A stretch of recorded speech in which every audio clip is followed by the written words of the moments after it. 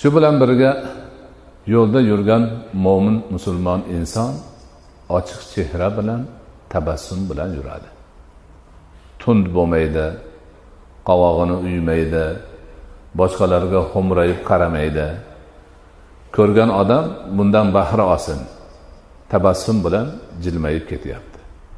Sahobalardan biri aytadilarki, birlari aytadilar, "Man Rasuli akram alayhisolatu vassalomni ko'rishni boshlaganimdan oxirigacha faqat tabassum bilan ko'rganman" deydilar.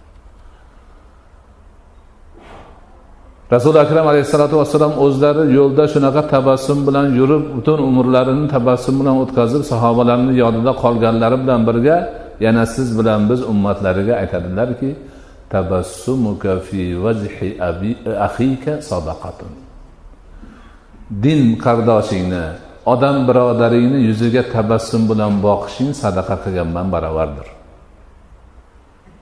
Chunki mana shu tabassum bilan, ochiq chehralik bilan birovga qarab salom berib so'rashib qo'yishni o'zi narigi birodarni yuragini yorishtiradi.